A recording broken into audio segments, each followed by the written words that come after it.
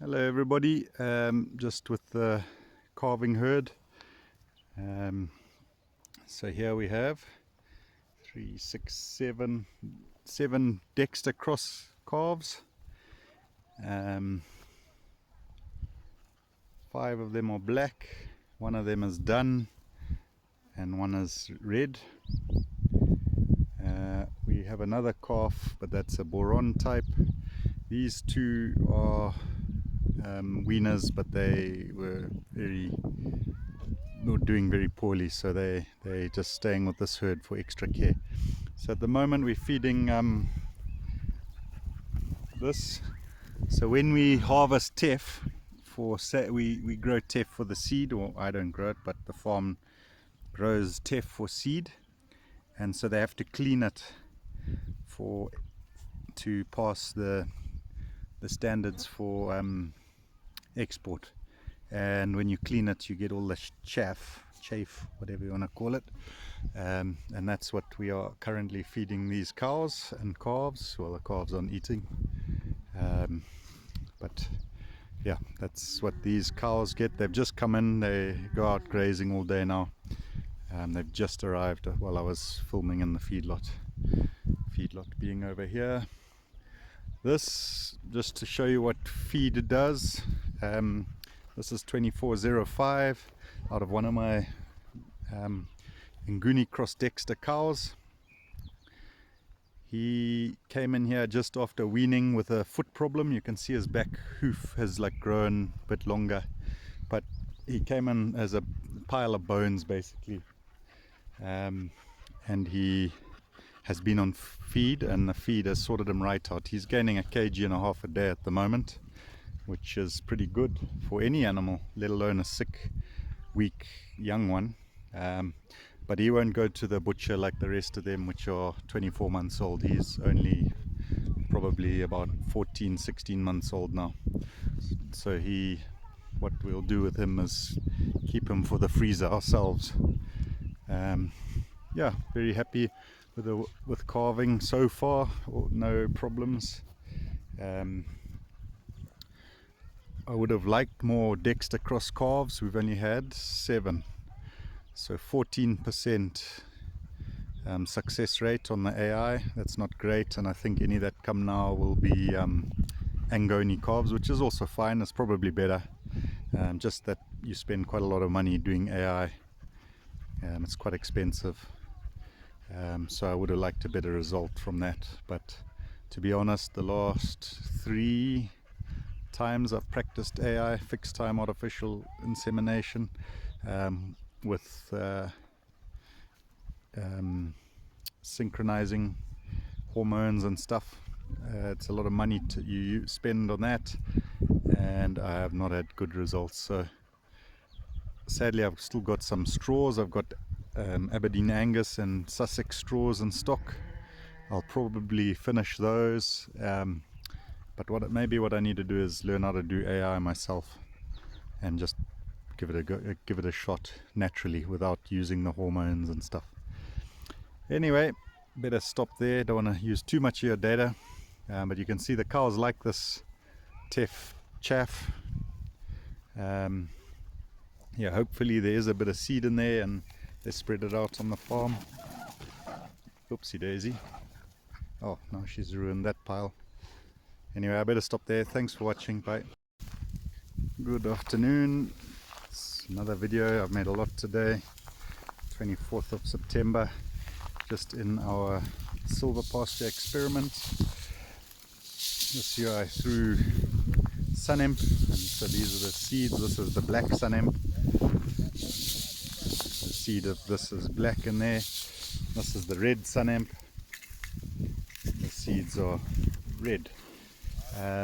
So we have a little solar machine here holding these cows. This is a night camp. During the day they're grazing the last field of maize stover, and then they come in here at night. They haven't been in this paddock for months, since before the rain stopped. This is banner grass here, and they have absolutely hammered that. and even the Lucina has been hammered. So what we'll do now, just need to speak to my dogs quickly. I'll continue. So what I'm going to do now, where they haven't managed to reach all the Lucina, that there's vetiver grass. I don't know if you know vetiver grass. That's for erosion control. It's great. These are the last of the calves that haven't weaned. They're a bit small for weaning. Look at this little guy. More banner grass was hammered. That was big and lush just earlier. This is a bit of a cheeky cow, so I've got to go around her. Not too bad, but just not too close. So what I want to do is these trees which are a bit bigger, which the cows can't reach, we will just bend them and break them, and yeah, help the cows reach those last bits. And even this banner grass, you can see all of those where it was lush and green in here 1 hour ago, and it's all gone. And so we'll bend all of these down with our guys that are on night shift. And yeah, the cattle have absolutely hammered this grass. Maybe I'll walk to a place where they haven't grazed yet, just so you can see the difference. This cow's doing a bit poorly. I think that's because she will have, oh no, she's an old one. So she shouldn't actually have been bred, so she's a cull cow. So she's just weaned a calf, but won't have been bred, so she'll go off to the butcher this year. Yeah, the bigger frames seem to struggle. Look at the smaller ones and they're fat. The bigger ones, not so good. Okay, so yes, we're sort of getting towards the end. I can't remember exactly when I planted these, and I planted them by hand. I think it was about 7 years ago.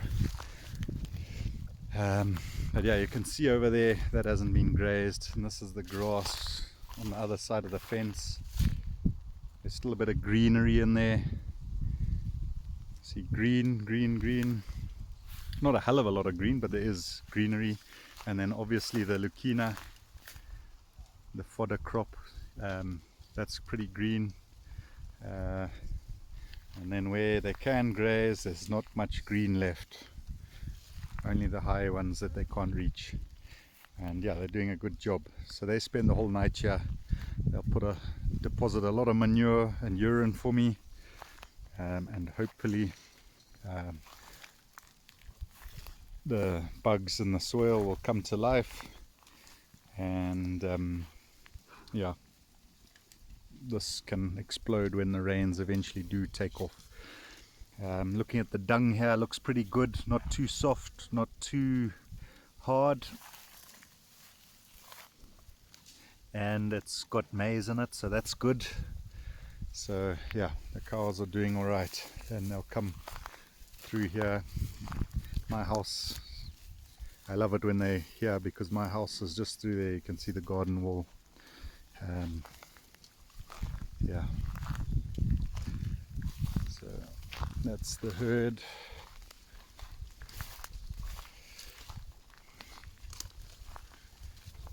$21.08. She had that good calf, brown and white, Thule type. So there you can actually see the vetiver. That's vetiver grass over here, there, and look how lush it is. So I planted some of it. I haven't planted a lot of vetiver in this field. I'd like to try and incorporate more into these twin lines of Lucina. That's the Lucina when it hasn't been grazed, and when it has been grazed. So yeah, perfect time of year to bring the cows here because there's good protein in these trees. So you can see Given, Mwenda, the herd manager, breaking trees down for them, and they go crazy. Look how they're all bunching around to try and get extra. Yeah, I will actually probably coppice these trees now at knee height so that they send off new shoots and they don't get too tall. I think my management hasn't been perfect on this field, but it's okay. So you see they want the Lucina. You can see 17,222 over there, trying to get some. Oh no, sorry, that's it. Yeah, it is. It is, okay. Watch given break the branch and the cows come.